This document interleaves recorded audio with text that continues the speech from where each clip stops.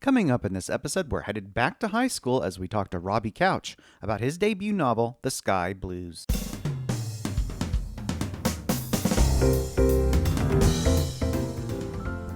Welcome to episode 301 of the Big Gay Fiction Podcast, the show for avid readers and passionate fans of gay romance fiction. I'm Jeff Adams, and with me, as always, is my co-host and husband, Will Knaus. Hello, Rainbow Romance readers. We are so glad that you could join us for another episode of the show.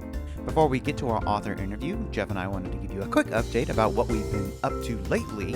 We haven't talked about the 100-Day Project recently. We wanted to let you know that we have called it quits. So as you may or may not remember, on January 31st, Jeff and I chose to take part in the 100-Day Project, which is an online challenge where you commit to creating something for 100 days in a row. I committed to 2 different projects over the course of the challenge. One was an art challenge, drawing hearts and posting them every day on my social media. The other was a reading challenge, reading short stories and then posting my quick reviews every day. And in our last update, I know I mentioned feeling a little bit burned out, that I was reaching my breaking point. And when we hit day 50, I decided that enough was enough. March was kind of just wonky. Burnout is a real thing, and I decided to give myself a break, and I decided day 50 was good enough. When it came to the art project, I was no longer feeling inspired. I'd gotten to the point of where I was just writing down pithy inspirational sayings and then drawing a heart around them. So I was sort of half-assing that, and I just didn't really want to go there. And then when it came to the short stories, it wasn't the stories themselves that I was burned out on. I love reading those. But it was sort of the process that I had created that surrounded them. Finding the stories every day started to become a chore. And the process of coming up with something interesting to say in the reviews every single day was getting harder and harder. So I made the executive decision that I was personally not going to move forward with this particular challenge. I think it's good that you stopped for self-care. I really do, because you were getting definitely burned out. I think you made the right choice in this case, because self-care is so very, very important. And I think that's an important message for anybody listening too, that the self-care, even to stop a creative project, is an important one. I also stopped right around day 50. I don't know that I stopped on 50, but it was right in that range that I also stopped. I finished my short story. The first draft of what I'm putting into this anthology this summer is done, and now I need to edit it. And it's that editing which is why I stopped what I was doing, because my challenge was to write for at least 30 minutes a day. And I have a very hard time when I'm in a position to have to edit something but also create new words. And I have such a finite amount of time for any of my creative projects during the week. Like anybody who works a full-time job as I do, you know, you work those 8-10 hours, whatever your working day is, and then you have to make that flip over to creative work. And there gets to be a point where my brain just stops. So I have these finite hours, and I really have to spend the time right now on editing to get that story ready to hand over to the anthology folks in just about 6 weeks. And so it was a little bit of self-care on my part as well, to focus on the editing, not stress so much about new word creation in this moment. I'm happy with the story. I've started editing. I love the characters I created and can't wait for everybody to meet them. So that's how we ended up on the 100-Day Project. If you're having a 100-Day Project, we hope you're continuing to go well and that you're also taking care of yourself while you do it. We have had a great time lately watching some dance programs. New York City Center, which is a place that we visited periodically while we lived in the city, has recently rolled out some streaming programs that included 4 from Matthew Bourne. Now, you might recognize the name Matthew Bourne, as he created a phenomenon back in the late 90s with his reimagining of Swan Lake with male swans. And if you've never seen that, if you have seen the movie Billy Elliot, you've actually seen a little bit of Swan Lake at the end, because that's actually the show that Billy goes into when he's an adult. And one of the programs in this package was actually a brand new recording of Swan Lake, which made it all pretty and high def and everything. It was just really, really gorgeous. We saw this show back in 1998 during its Broadway engagement, and we really loved it and enjoyed revisiting it as part of this digital package. We also watched Bourne's take on the opera Carmen, which he retitled The Carman, and took its plot from The Postman Always Rings Twice. It was another really great dance program, some interesting takes on the story there and some really amazing choreography. City Center also brought out a brand new performance from American Ballet Theater to the screen, which was actually shot on their stage. Now, ABT's been doing a lot of stuff over the pandemic, creating what they call the ballet bubble and doing new works in various locations around New York. And it was nice to see them back on the City Center stage, where they often do some programming in the fall. This particular program featured choreography from ABT's artist in residence, Alexei Ratmansky. It was wonderful to see one of our favorite dance companies on the stage again. If you want to add some dance programming to your viewing, Amazon Prime Video has several Matthew Bourne programs, including the new version of Swan Lake. And the ABT Live from City Center production is available to stream through April 18th. So we'll have links to those in the show notes if you're interested. All right, Debut Author Week continues as we focus on the young adult debut from author Robbie Couch.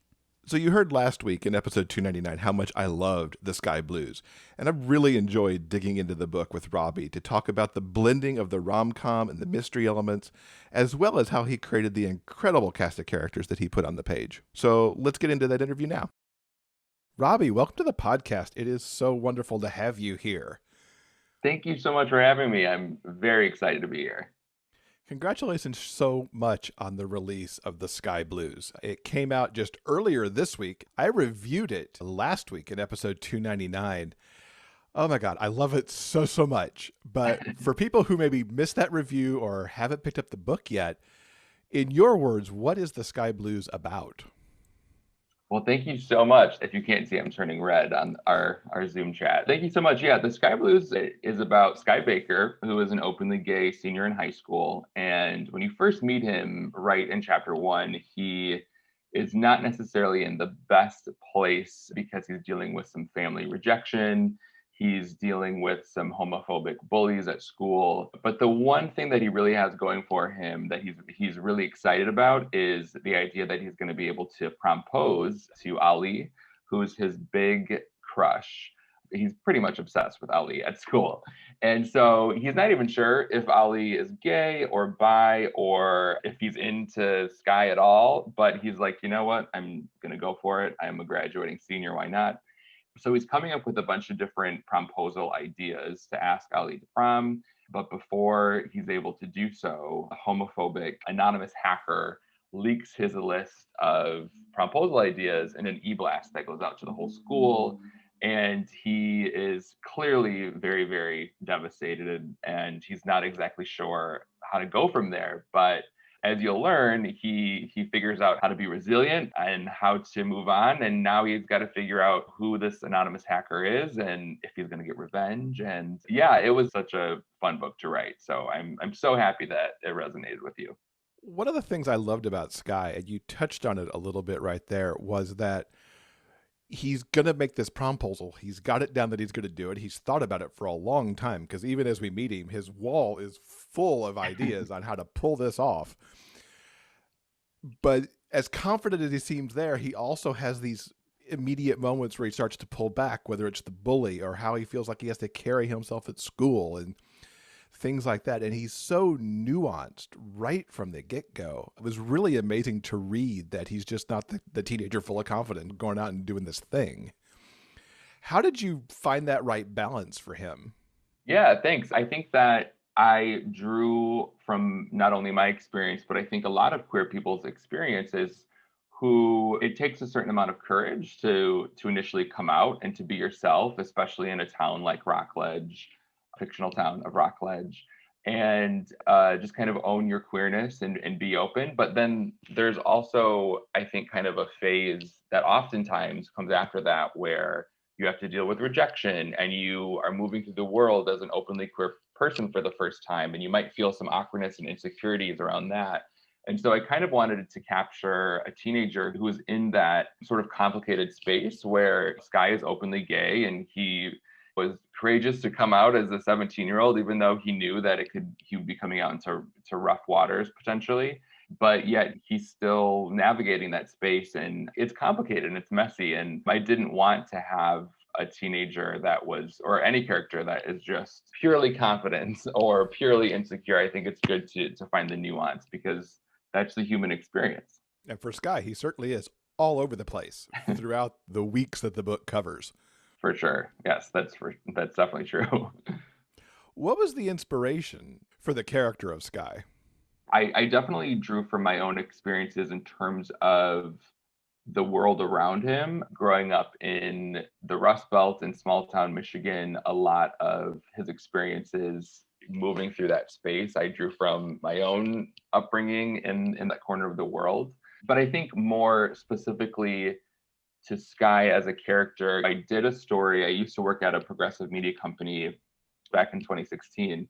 And I did a story on LGBTQ youth homelessness. And I knew that LGBTQ youth homelessness was a very big issue. Up to 40% of homeless youth are queer. But it wasn't until I did the story where I actually talked to real young people who had been living on the streets and experiencing rejection that it really opened my eyes to the crisis that it really was. I wrote that story right about the same time that I was throwing around a few ideas, and I knew I wanted to write a book. And a little aha moment went off in my brain because I thought this is a theme that I wanted to really carry into the story in terms of family rejection. And Skye isn't homeless in the sense that he's living on the street, but he was kicked out of his house because of his homophobic mom. So that was kind of the main thing that inspired the theme in my brain that got me thinking about who Skye is. And then it kind of went from there. And it's interesting that you made the choice to not show any of that drama that went on, getting kicked out and landing with the family that he did. You start in a place where he's, I'd say, doing pretty well as he's planning the promposal. And the big pivot is everything getting leaked rather than the drama of before. Was that part of earlier drafts, or did you always know that was just going to be backstory for him? That's a good question. If you remember from the book, there's a few pages where he's describing the incident of getting kicked out and that part of his life, but it's not, as you mentioned, we don't start there. It's not a primary focus of his experience on the page, at least in the beginning. And I think there's so many stories that center queer trauma. And I, of course, wanted to fold in the themes of family rejection and some darker elements to being queer, but I didn't want this to be a story where we were really focused on the trauma of being a young queer person and being rejected and being kicked out. And I think if you start there, not that automatically is the main focus and centering of his story, but I guess I just didn't want to start off in such a dark place. I wanted to start off with readers really knowing Skye in a different way and understanding who he was, and then taking them back to what that experience had been like a few months prior to the book starting. So yeah, I think I'm just realizing now it was a much more conscious decision than I had even realized, but I didn't want to really start out in such a dark place because I think that LGBTQ youth deal with a lot of trauma and we don't need to constantly be focused on that. It's interesting how you have the book structured in a lot of ways because I feel like at its core, it's a rom-com with the promposal and the things that go on around that. But then there's the element of kind of the mystery of who hacked the promposal, who leaked all of that out. There are elements of Skye getting to learn about his father. There's everything that kind of gets piled in around the homophobia. So you've got some of these things that could really be heavier and the rom-com element kind of counterbalancing it. What was it like for you to weave all these threads together? Because it's a lot of different elements that come together to really make this well-rounded book. Yeah, thanks. I think having the emotional pace and emotional rhythm of the book was something that I wanted to really be thoughtful about. And that was something that throughout the editing process, I really was careful in terms of paying attention to not just the plot points of the book, but how Skye is feeling and the emotional up and downs of his experiences. And so it was tricky, like you mentioned, because a lot was going on at different times. But I think really, when I think about rom-coms that really resonate with me and the types of stories that might fall into the rom-com genre, a lot of my favorites still have darker elements to them, and they have more serious or substantial elements to their stories, even if they still fall under a romantic comedy. And I think that that's what makes them stick. I think that stories that really have heart and depth, and yes, at times maybe some darker elements, that reflects real life. And so I didn't want to make a story that was necessarily all sunshine and rainbows. I think that it's okay to have the darker side of life peppered in to something that overall can be still a very optimistic and yeah, rom-com story. And I have to ask, based on that answer, what are some of your rom-coms that you love that kind of fall into that category? Yeah. Yeah, so I was born in 1988, so I am definitely a child of like the 90s and the early aughts. So, man, Legally Blonde was a big one. I loved Miss Congeniality. There's, of course, all the Meg Ryan, You've Got Mail. Even though more recently I'm not as big of a fan as Adam Sandler, there was definitely a few like Adam Sandler, Drew Barrymore, The Wedding Singer, and what was the one with Fever Pitch? Although that was Jimmy Fallon. I could go on forever. But yeah, there's definitely a handful that really made a mark on me. Now, you mentioned that you grew up in the Rust Belt of Michigan, and Skye's living in a fictional town that's over on the west coast of Michigan along Lake Michigan. What are some of the parallels for your hometowns and high school experiences? I would say, I mean, my own upbringing certainly informed fictional Rockledge. And I think a lot of the mental space that Skye is in, feeling isolated, feeling kind of trapped in that corner of the world, I drew from my own experiences living in the Rust Belt in that area of the country.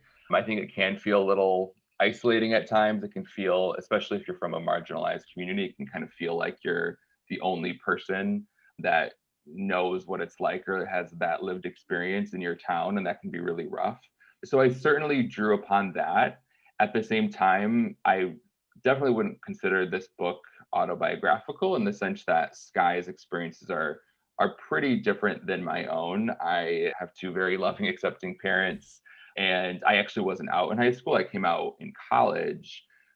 And as mentioned, Skye came out as a senior in high school, so he has to deal with a lot more blatant homophobia than I did when I was a teenager, when I was in high school, because I wasn't out. So there's certainly differences, but the world around Skye, the community that he's in, and just kind of the types of personalities I think you'll run into in small town America, I certainly drew from my own experiences growing up in that area of the country. And it's interesting you talk about the way that marginalized people can feel in those scenarios. And you have a wonderfully diverse cast in this book. The people that Skye is friends with at the high school or who come into his orbit as a result of everything that happens. You really painted a wonderful picture, even knowing at the same time what that town is like with that kind of 1% living on the river and then everybody else at the same time. I really loved how you pieced that together. How did you decide how you wanted to essentially cast your supporting cast? Yeah, that's a great question. I think I knew that I wanted to have an inclusive story. I think it's really important to have diverse stories and have people that reflect the real world, have characters that reflect all the different, I mean, not that every story has to have everyone's lived experience. So that was important to me. And I also knew that I wanted the theme of feeling like an outsider in a small town to be present on the page. So I wanted Skye to not only have his own lived experience as a gay kid, but also have the various characters around him, his friends, and different people in the community who represent different marginalized groups. I wanted their own identities to help Skye learn about the world around him as well. So there's Marshall, who's Black, there's a trans character, there's an Iraqi American character, right? And so you kind of get snippets of what their experiences are like living in a predominantly white, working class, blue collar town. And that was important to me to make sure that there were multiple characters that could talk about or bring their lived experience to the page. Were you concerned at all about bringing other lived experiences to the page that were different than your lived experience? Yeah, totally. And I think that I would never, this is Skye's story, and Skye is a cisgender white gay kid. And so I never want to suggest that this is a story where it's Marshall's story as a Black character, right? Like it's definitely seen through the eyes of Skye, who's white and cisgender.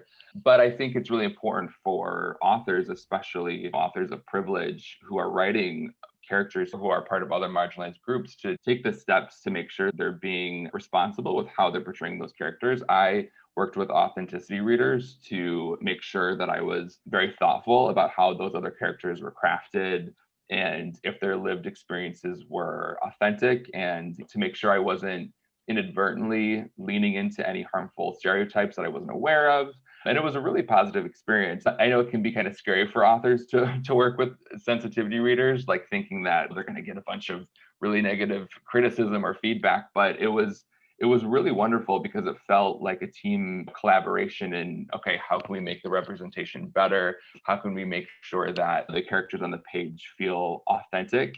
And I highly recommend using authenticity readers if there's any authors out there listening and are on the fence about it. I think it's really important. And the nice thing that it did is it really, if you look at it through the eyes of Skye, he found so many other people who were carrying some of the things that he was around. I have to behave this certain way. I have to keep these things inside.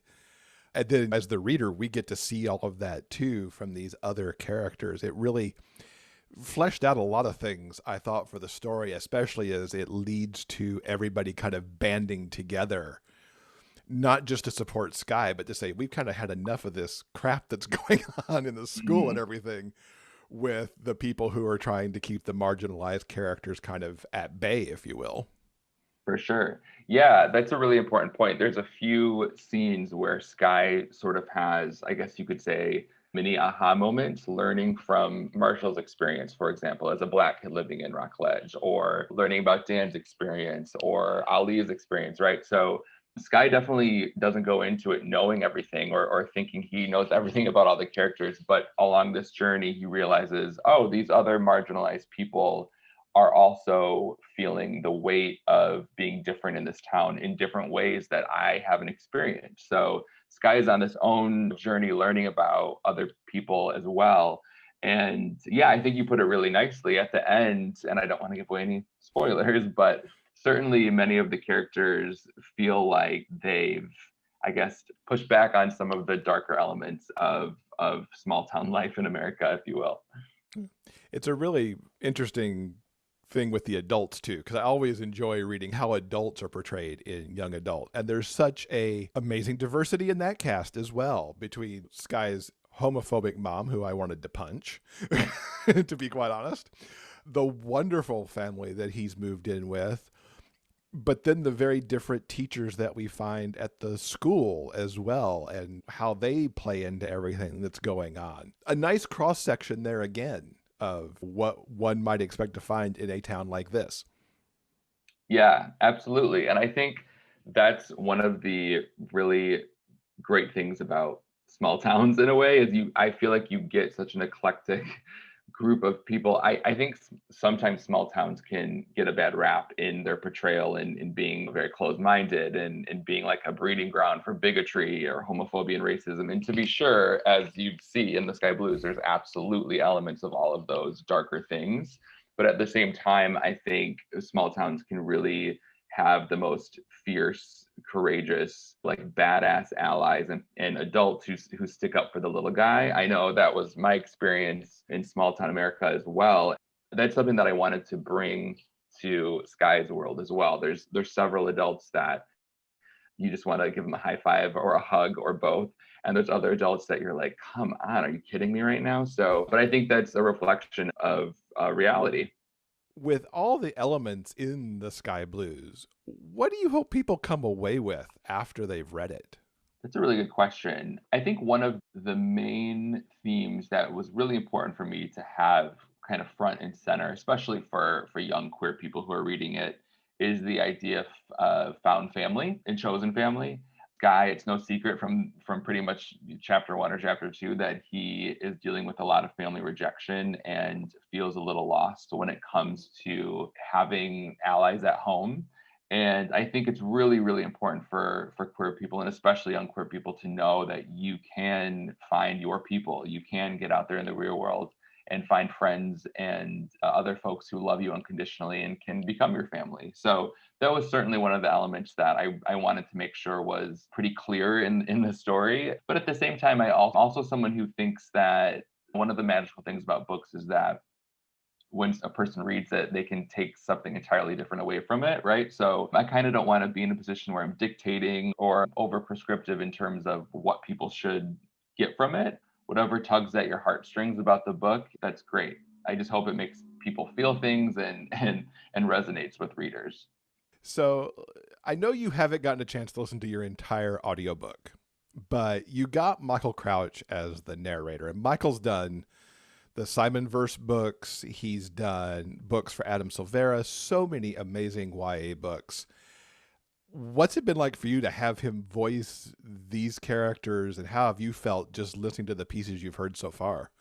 Oh my gosh, it's such a delight. Michael Crouch is absolutely amazing. And I had the opportunity to work with Simon and Schuster, my publisher. We were looking at a few different voice actors, and Michael Crouch was my number one choice because I could just so easily see him bringing Skye's story to life. And I was really crossing my fingers and hoping that he would be free and that he'd be able to do the Skye Blues, and it worked out. And I'm just so happy about it. And yeah, to your point, listening to the audio excerpt, it was just like immediate chills all over my body. I felt so great about the voice that he was able to give Skye and the way that he tells his story. So it's been very cool to have someone like Michael Crouch be a part of this. See, now you've just made me want to go. I'm going to have to go pick that up and take it in. Let's talk about your origins as a writer. This is your first novel. What started you on the path towards adding novelist to who you are?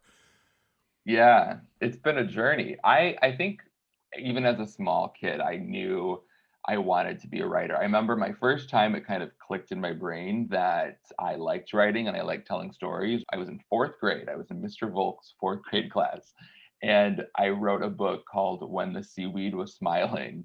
And it was about how the seaweed in the lake that my aunt lived on in Metro Detroit attacked me and pulled me under.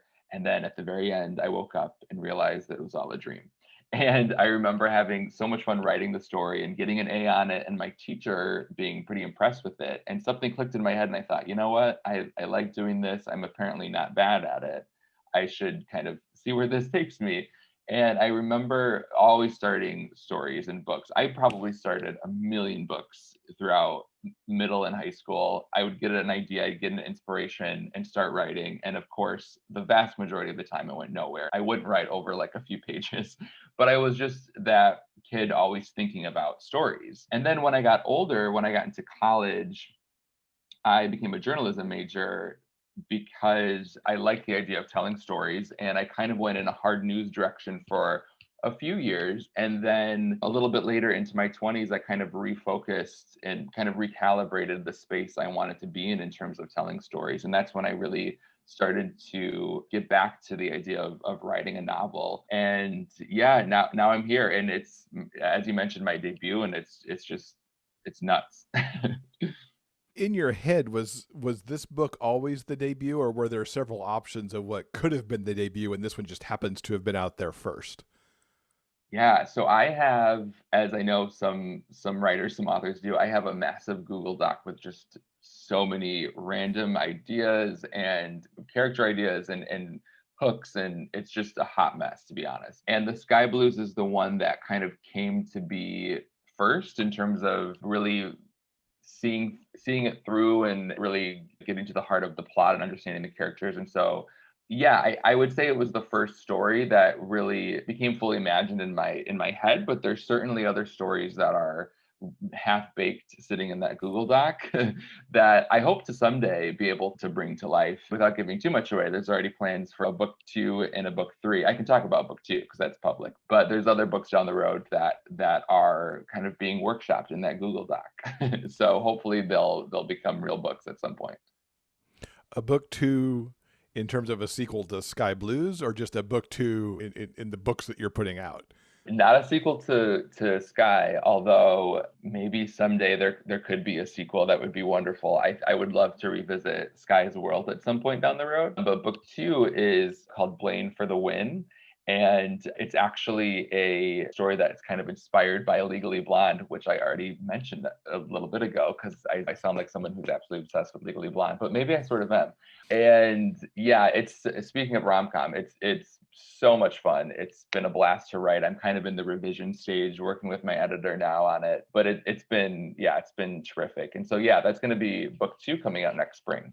Also young adult? Yep, contemporary YA and very queer, very gay. It takes sort of the same bones of Legally Blonde in terms of the story structure and a lot of the same themes, but then has a lot of queer kind of dashed in. So it's been a blast.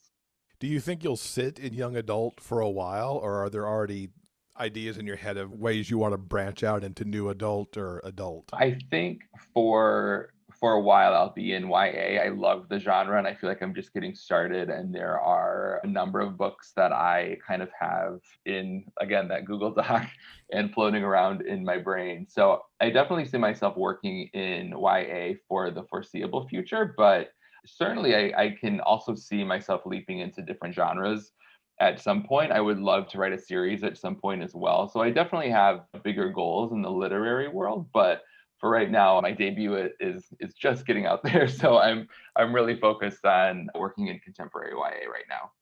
Who are some of your creative influences, whether it's books or movies or whatever? Who do you look to for those inspirations? Well, the first book that I remember being obsessed with as a kid was Mame, which is kind of random. I bring it up to people and they're like, Auntie, what? But I see you nodding. So you know, I'm Auntie. nodding. So, yes, I know exactly what you're talking about. Yeah, it was, even though there wasn't anything explicitly queer about it, it was so queer in so many ways. And I actually haven't ever seen the film version of it, but I loved the book. I fell in love with it. And that was sort of one of the first times that I could not put a book down. So Patrick Dennis, the author of Anti-Meme, is someone who I always think of. And I will say there's certainly dated elements to the book. It's from the 50s. So if anyone picks it up now, there's certainly parts to it that I don't endorse, but it was an amazing story. But yeah, I think many YA authors, especially in the queer space, Becky Albertalli, Adam Silvera, I've gotten a chance to meet them both, and I'm friends with Adam, and they were huge influences in terms of in shaping my career. I know Adam's book, More Happy Than Not, was actually the first time that I had read queer YA and realized, oh wow, there's like a way to have queer characters, to have a gay lead and have a book still be marketable and do well. And there's space in this genre for stories like this. So that was a few years ago now. But yeah, Julian Winters, Leah Johnson, there's a lot of queer YA authors that I think are doing terrific work that I'm constantly drawing inspiration from. But I'm definitely someone who's a big proponent of always being on the lookout for creative energy or creative thoughts. I'm always like jotting down notes in my like phone app. And even in like the film and TV worlds, like Pen 15, I like ate that series up so much and got so many like funny ideas. And I loved how Pen 15 navigated being like just over the top ridiculous, but also having a ton of heart. I could go down a Pen 15 rabbit hole, which I won't do now. But yeah, there's so many great authors and books and people doing creative things in all different mediums. So I'm definitely a big proponent of keeping your eyes open and getting inspiration from all different types of things. And what's a book you've read recently that you would actually recommend to our audience? I would say The Song of Achilles, which I know is might be old news because it's already won a bunch of awards and on a bestsellers list. So I'm sure many people have read it, but I just finished it and I'm still thinking about it. It's still like on the forefront of my brain. Madeline Miller is just amazing. And I don't know if you've had a chance to read it yet, but it's mind blowing. It's so good. It's so good. And honestly, the whole idea of like Greek mythology, at first I was like, I just don't think this is going to be a good fit for me. But 3 pages in, I would say I was hooked. She's just a great writer and it's a terrific story. So I would definitely check out The Song of Achilles if any of your listeners haven't yet. Yeah, it's certainly having a renaissance right now. All of a sudden, that book is like resurfaced after, a while, which has been really wonderful. And I think someone should definitely fact check this, but I think that's one of the books that they're on TikTok. There's been a lot of books that have gotten sort of second waves or third waves because teens or younger people have discovered them and then posted about them and like crying on TikTok. And books kind of have another, like you said, another renaissance after they like go viral in certain spaces, which is so cool. And if any book deserves to have a second or third wave, it's definitely The Song of Achilles. It's such a great story. So we've talked a little bit about what's coming next for you. You've got the book 2, you've got the book 3. You've got an amazing book tour lined up. If people are listening to this right as this episode drops, you're in the midst of that. Who are you getting paired up with on this virtual book tour you're getting to do? Because there's some pretty amazing names there. Yeah, no, thank you for asking about this. I'm so excited to be working with Anderson's Bookshop. It's out of Illinois, out of the Chicago area, and I'm in conversation with Julian Winters. I'm a big fan of all of his books. He is a terrific writer, and it was kind enough to help me launch the Skye Blues. Yeah, I'm working with him, and then I mentioned Adam Silvera earlier, who is a queer YA icon, I guess you could say. He's so great, so amazing, and he is teaming up with me. I have an event on April 10th, hosted by Skylight Books here in LA, but it's of course a virtual event, so anyone can come. So I'm so excited. I've never done a book tour before, let alone a virtual one. So I'm kind of in uncharted territory or uncharted waters, but I'm so excited. And we'll put a link to your events page from your website in our show notes so that folks can drop into those events. I mentioned your website. How else can people keep up with you online to know how the Skye Blues goes and as you move towards book 2 next year? Yeah, so I am on Twitter way too much probably. So you can definitely find me on Twitter. It's just at Robbie Couch on Twitter. I think there's an underscore between my first and last names, but hopefully people will be able to find me pretty easily. And then on Instagram, I'm at Robbie Couch as well. So I'm pretty active on both those platforms. And yeah, totally reach out, ask questions, say hi. I would love to hear from folks. Fantastic. Well, Robbie, thank you so much for coming and talking about this wonderful book with us. We wish you all the success as you get through the debut week for the Skye Blues. Thank you so much. This was a blast, and I had so much fun. This episode's transcript has been brought to you by our community on Patreon. If you'd like to read the conversation for yourself, simply head on over to the show notes page for this episode at biggayfictionpodcast.com. And don't forget, the show notes page also has links to everything that we've talked about in this episode. And the Skye Blues, along with some of the other books we talked about with Robbie, are available from Libro.fm, and you'll find notations for those in the show notes. Remember, when you get an audiobook from Libro.fm, you're supporting a local bookstore of your choice, so we hope you'll give them a try. The Libro.fm app is super easy to use. Plus, as a listener of the Big Gay Fiction podcast, you're eligible to get started with a 2-month audiobook membership for the price of one. To get details on that, simply go to biggayfictionpodcast.com/LibroFM. That's LIBROFM. And thanks again to Robbie for coming to talk about the Skye Blues. I really hope you'll add this amazing book to your TBRs, because Skye is someone you all really need to meet.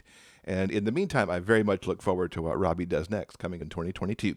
All right, I think that'll do it for now. Coming up on Monday in episode 302, it's time for an episode full of reviews, and we're going to tell you about everything that we've been watching and reading. It's been a great few weeks between some really great movies and some amazing books. So look forward to talking about that next week. Thank you so much for listening. Until next time, stay strong, be safe, and above all else, keep turning those pages and keep reading. Big Gay Fiction Podcast is part of the Frolic Podcast Network. You can find more shows you'll love at frolic.media/podcasts. Our original theme music is composed by Daryl Banner.